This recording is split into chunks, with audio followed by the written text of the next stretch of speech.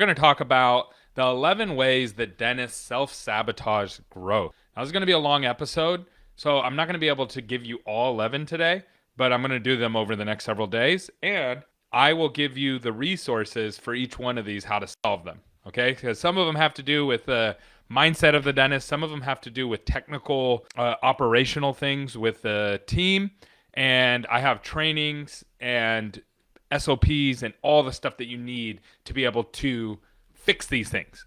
So let's jump into it. Recently, I was working with an office who just had their best new patient month ever by a lot.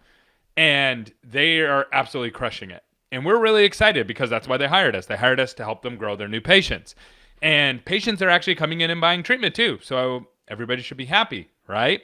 Well, this dentist came to us and was like, well, I want to change this, I want to change that, I want to change this. And they started changing a ton of stuff about their marketing. It was like 5 or 6 things. It was dramatic. These are things that would hurt their business overall. So I told them, I was like, guys, this is gonna hurt you. This is gonna slow down your growth. And what I realized, I was like, they're self-sabotaging. They are literally, they paid us money, hard-earned money, a lot of it, to get them more new patients, to get more treatment, and it's happening, and now they're starting to make adjustments that are literally going to stop them from maintaining that growth.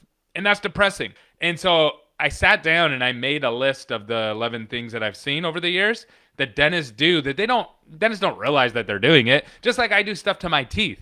I do stuff to my teeth that hurt my overall gum health or teeth health or mouth, whatever you want to call it, hurts me, but I don't realize that I'm doing it, right? Just like your patients do. And so dentists do the same thing when it comes to growing their office. So today we're going to go over the first one. Sorry for interrupting the show, but I got something special for you. So we only got 27 more seats at our in-person event. We're going to be helping you grow in 2026. We're going to be putting together a growth map for you, helping you with attracting the right kind of team members, attracting the right kind of patients, and getting your systems in place for next year so you can actually grow. Now, this event is normally $499, but I have a discount code down below for $199. Make sure you sign up right away. There's only a few seats left. We look forward to seeing you soon. Now back to the show. Today, the first thing that dentists do to self-sabotage is their team doesn't know how to answer the question, how much is X treatment?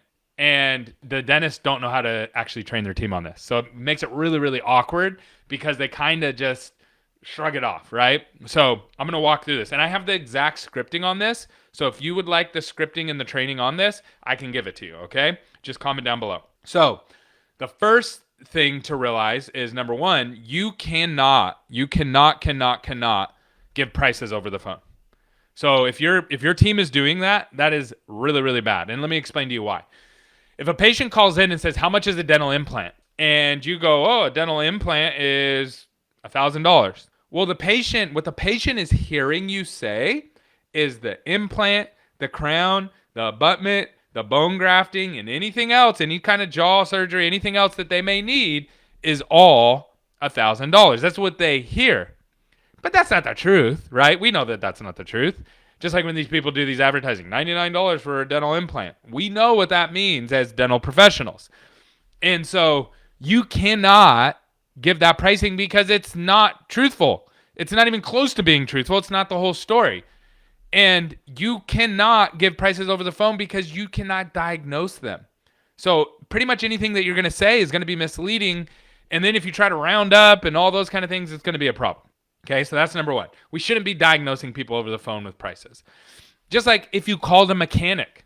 If you called a mechanic and said, hey, my radiator's not working, how much is that to fix? What's the mechanic going to say?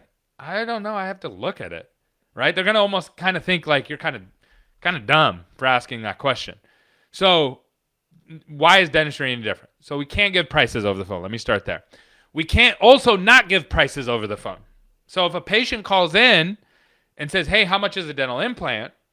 You can't say, I'm sorry, we're not allowed to give prices over the phone. You say, why can't we do that? You will literally lose 100% of your patients. The patients that ask for pricing over the phone, you will lose 100% of them. Now, let me just stop you right here. I know what you're thinking, doctors. You are thinking, well, I don't want those patients. They're all price shoppers. everybody's a price shopper. There's nobody who's just like, here's an open wallet, take all my money for dentistry. They just don't know what to ask. So they ask, how much? Dentists reach out to me all the time and ask me, Gary, how much is your marketing services?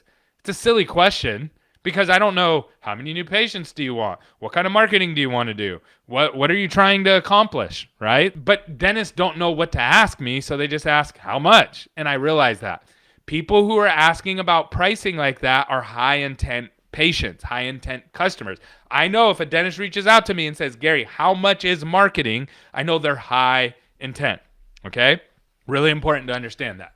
So, can't give pricing over the phone, can't not give pricing over the phone. So, what are we supposed to do? Well, you have to use redirecting questions. We have to educate the patient on their lack of education. So, how do we do something like that? It's very simple. We ask them questions back. So if a patient calls in and says, how much is the dental implant? We'd say, great, we'd love to help you with that.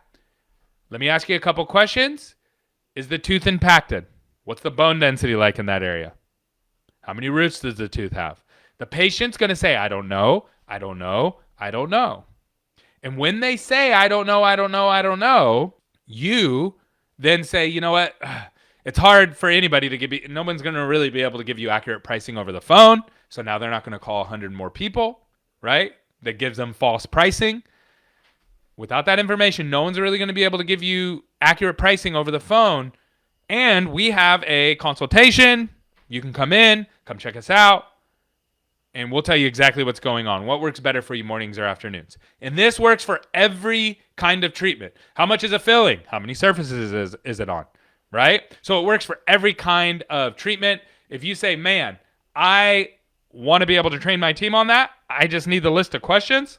We have not only a full training for you, but we also have the whole list of questions that will help you solve this problem. So if that's interesting to you, comment down below. Also, if you want the other list of the other 10 things and you want to follow this series, just comment down below and make sure you subscribe to the channel. That will help the videos know that you want to see more of my stuff, and you'll see all the other 10 self-sabotaging things that dentists do to prevent them from growing. Hopefully this was helpful to you. You have a great day and a great week, and I'll see you tomorrow.